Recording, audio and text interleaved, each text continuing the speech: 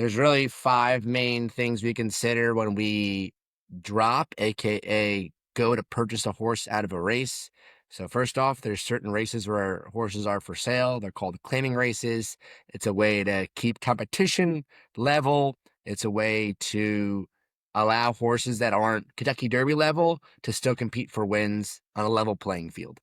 So those five main considerations are speed figures. So raw final time converted into a score, a speed figure. There's two main types of speed figures we use. We use the Thorough Manager as well as Ragnarsson sheets. The second thing, how were these numbers achieved? This is a little bit of what they call trip handicapping. Was it a fast pace and the horse was a closer and it got helped out because the horses in the front got tired and you just passed tired horses? Or was it a fast horse that ran at a fast pace and he got a little tired, but not as tired as the rest and kind of showed a lot of heart? So that's trip handicapping, really.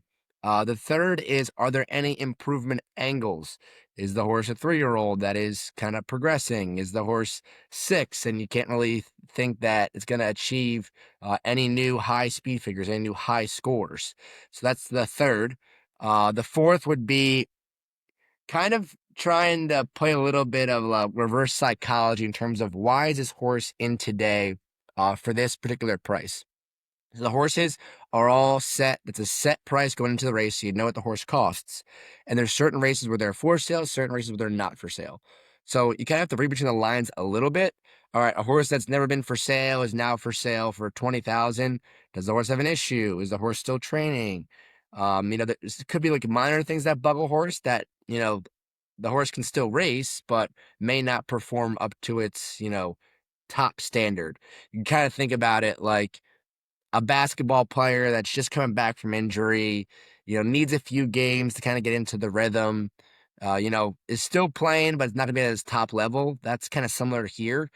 And I think it's very important, too, to understand the value of the horse itself. If the horse has never been for sale and they're kind of placing the first price tag on it, they really are at that point evaluating their horse and saying, hey, the valuation we are putting on our horse is X. And it's up to us as owners, as it's really the only thing that you control as an owner is the price that you get in on a horse. Everything else, you kind of pay somebody, trust somebody to do the best that they can do and get the most out of a racehorse. So the valuation of the horse is critical, kind of understanding the why in terms of like, okay, is this a big owner that has a lot of horses that, he wants to get a win at Keeneland because it's an elite meet, or maybe he's fighting for, the meet championship. So, you know, Keeneland runs 1 month and there's gonna be some at the top of the leaderboard that has the most wins as an owner.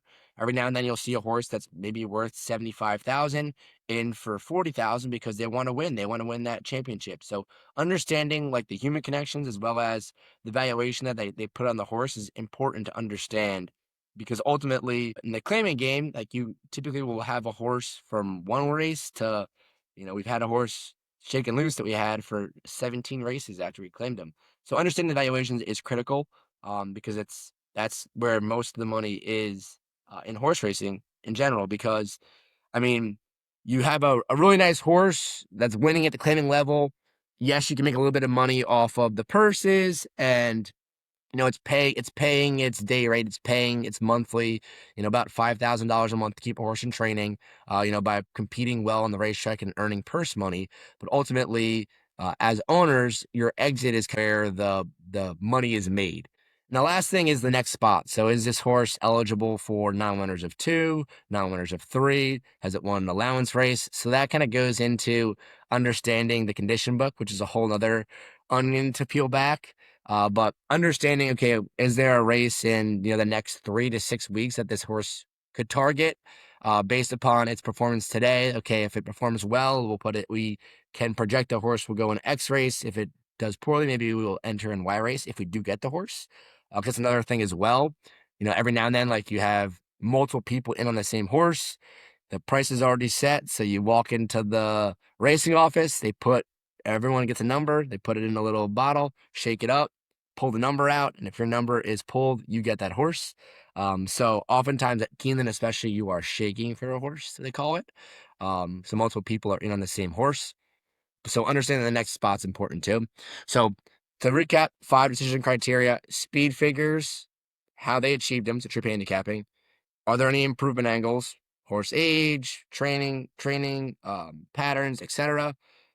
Understanding the why in terms of like the human connections as well as the valuation that horse had in the past, and then next spots. Those are the 5 main criteria we use to decide if we want to claim a horse or not.